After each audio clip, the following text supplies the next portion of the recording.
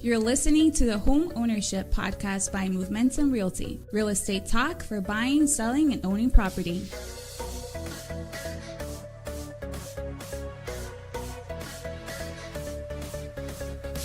Hey guys, Sean Patrick Maloney here, broker owner of Momentum Realty, located in Hanover, Massachusetts.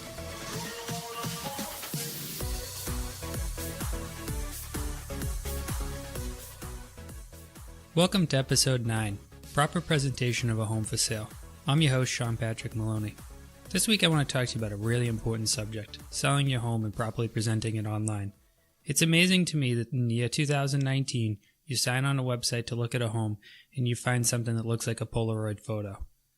All the time I go into listings and I look at them and I see photos that are taken clearly by a cell phone or by another device that's not a professional camera. A lot of times people think, oh, well, I have an iPhone 10, so I'm just going to take my own photos and I'm going to save $150. Well, remember, this agent's about to get paid thousands of dollars by you, the seller, to sell that home. And to think that they're going to try to short out by using their cell phone to take photos is a joke. The other one that I see all the time is old photos. Photos that don't currently represent what the home looks like. The best type of photography represents exactly what the home looks like. No matter how bad the home is or no matter how good the home is, we want an exact representation.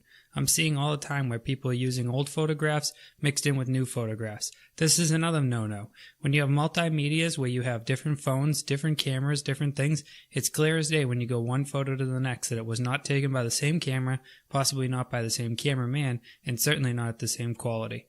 This is amazing to me though, because think, we are about to sell an item for multiple hundreds of thousands of dollars and we're taking photos within a 10-minute window and just doing real quick shots. I even saw one today that made me laugh. It made me honestly laugh out loud. It was shot through a screen of a backyard pool area. I mean, who the heck sells a house for $445,000 and takes a photo through the window, through the screen? Think about it. It makes no sense. One of the things you want to do when you're looking at an agent to sell your home is look at the photography they're using. Are they using professional photography? And if they aren't, why are you hiring them? I don't care if they want to do it in-house. I completely agree. If you want to shoot photos in-house and you have a quality camera, that's fine, but they better be shooting with a professional quality camera. It needs to be able to shoot in 4K. It needs to be able to shoot in high def, 26 megapixels and above. It needs to be something that has a proper flash. They need to spend the time to properly set up the room, move around things. If there's soap on the sink, if there's all these things, set the place up correctly so that the photos look great. We are all the time competing versus each other for listings, and it's amazing that sellers are not looking at this type of thing and thinking, hey, I can't believe I'm going to try to sell my house with this. Imagine this. Some houses right now sitting on the market in the year 2019 have photos where they're buried in snow. They must have had only one opportunity to have that because we had about 3 snowstorms the entire winter.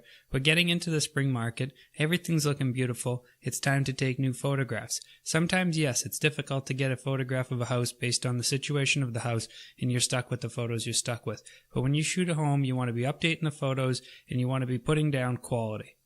Another thing agents do all the time when it comes to marketing a home is skipping out on the actual ways of media that they're putting them on. There's a lot of different medias out there now. Some of the most powerful are the major conglomerates in real estate, such as Trulia, Redfin, Zillow. When you meet with an agent and speak with them, if you find that they have anger towards these sites, you may want to caution yourself. There's no point in letting emotion come into this situation. If you're using emotion to decide where you're going to list your home, it's not the right direction because 186 million plus users use sites like Zillow to find homes. So when you list your home for sale with an agent, and they don't actually go into their Zillow and actually maximize their profile so that you can see a photo of the agent, so that you can see reviews of the agent, so that you can see the entire home, including all features, this is going to severely discredit your listing. When we list a home on the MLS system, it uses something called IDX. IDX is Internet Data Exchange. It's actually sending the information out to third-party websites and allowing them to display it.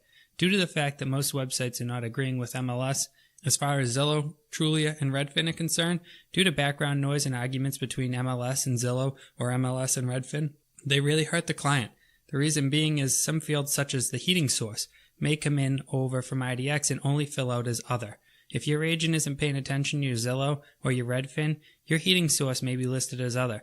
Now here's where I'm going to teach you a little bit about real estate. When somebody goes in and they search for a home, they usually use search parameters. And when they use search parameters and they say, I want something with oil heat or I want something with gas heat, if they went in and they put no heating source because they used IDX just to move the data over and did not check what Zillow did with it, your house will not show up, which means you're losing potential buyers from finding your home. This is crazy to me. I can't believe in this day and age that people are avoiding actually taking on what needs to be. I know some agents don't like Zillow, they don't like Trulia, and they don't like Redfin, but it's not a matter of our opinion anymore. It's a matter of what sells. And when we sign a fiduciary agreement with you, the seller, we're telling you we're going to do everything in your best interest to sell that home and to get the most money possible for the home. So how can I possibly think by avoiding a big conglomerate like Zillow, Trulia, Redfin, how can I think that that's going to get you more money? Some of the other places that we're finding real big success nowadays in marketing homes are Instagram, Facebook, Twitter, LinkedIn. Why are we finding success? Because this is where people are spending their time. Wherever people spend their time is the best place to get at people. By putting them on Instagram, Facebook, Twitter, and LinkedIn, we're going to maximize the amount of people seeing your home. Usually when we use these medias, we end up using links back to a microsite. A microsite is an individual website built to show your property in its best. Unlike Zillow, Trulia, Redfin, MLS, or any of these other ones, we have the opportunity to actually create completely custom websites with no rules to what we put there. Unlimited photos, unlimited videos, unlimited words. We can make it look however you want, and it goes right back to the sales agent. Good thing for that is the sales agent knows the most about your home, so they're the person you want answering questions. A lot of times people don't realize, but when we leave it to the other agent, we don't know what they're telling potential buyers. Ultimately, you know the seller's agent because you hired them, and you must have hired them because you believe in them. And if you believe in them, that's the person you ultimately want talking with as many clients as possible. That way there, when people are asking questions, they're getting the proper answers. So Instagram, Facebook, and Twitter, they're all very visual. So ultimately, it goes back to the photos. If you have bad photos, do you think you're going to pull people from Instagram or Facebook to look at more? No, stunning photos pull people.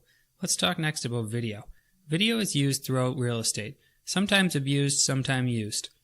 I'm going to be honest with you, I don't think I ever bought a house because of what it looked like from above the roof. Drone video is a great draw, but it isn't a great draw to actually sell the home. What it does is it draws in attention from buyers and gets them to those microsites, gets them to click on those links, and ultimately gets them to look at the property, which is our goal. Sometimes people are confused and they think that the drone video is actually going to sell the home. It's not really going to sell the home, but it is going to sell the marketing. It is going to get those click-throughs, so I think when possible it should be used. I do think we always should make choices, though, based on each and every house. Sometimes an interior video might do you better than a drone video, but to think that you're going to put up a massive amount of videos and get people to watch all of them, you got another thing coming. We want to keep those videos anywhere between multiple seconds up to about 5 minutes. I sometimes see these new immersive tours that people are doing where they're spending a ton of money and time into making the place look like the Taj Mahal, but when you get there, it looks nothing like it. Be careful of this. Don't over-glorify. Don't let your agent go and put it through scrubbing and filters where it doesn't look anything like the house.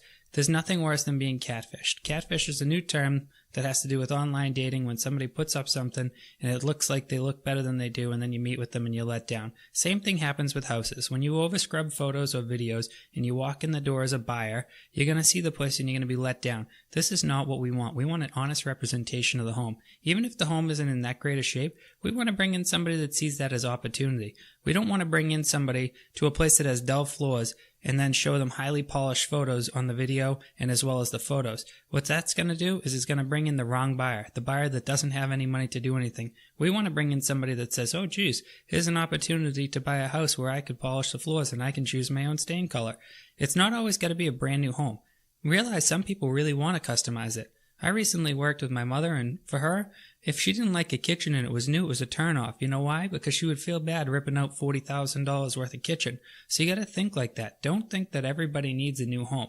Realize they understand the pricing is chosen by the fact of the quality level of the home, the area the home is in, the size of the home, the square footage. They know that sometimes when you look at a home, it's not going to be perfect. But again, you need to think of that as opportunity, and you need to properly present it.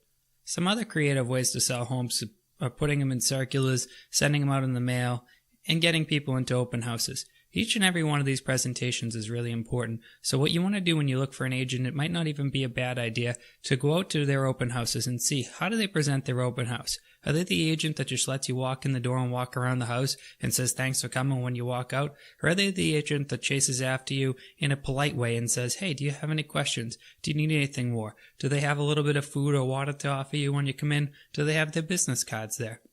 When you go in and look at the house, do they have a folder created? Do they have paperwork printed out? Do they have color paperwork printed out, or were they cheap and went black and white? You want to look at these things because remember, they're going to be ultimately selling your house. You're not going to be there to micromanage the listing, so you really want to make sure the agent you choose uses the top quality level marketing materials all the time on your house. Sometimes you hear them say like, oh, I just did this real quick because I was, you were in a rush? You're about to make thousands of dollars to sell the home. Do not feel afraid as a seller that you're stuck in a contract either. If an agent isn't doing a good job and you want to get rid of them, let them know it. Feel free to go and talk with your attorney and see if you can get out of the agreement. A lot of people end up hostage to an agent that's not doing a good job. This isn't true because there's a few clauses in your listing agreement that say they're going to properly market and represent your home. You can go to your attorney and speak with them really quickly and they'll tell you you're set free. So, when you're going to list your home, you really want to think about who you list it with. I'm proud to say that over here at Movementum Realty, we use all top quality marketing materials as well as video and photo. We actually over-market houses. I like to say here, we're a marketing company who actually successfully sells homes. It's just a joke, but at the end of the day, we really are. We're a marketing company. We're trying to constantly market our homes to people. Last week alone, we had 4 houses go under agreement in less than a week. The reason being is because when people got to the home, which we got a lot of people to the home, they saw exactly what they wanted to see. They saw the home that was presented in the marketing materials. If you want your home presented like this, reach out to us directly. Feel free to email me, call me, text me, and remember, follow the podcast. We look forward to talking with you next week. Thanks for coming. Have a great day.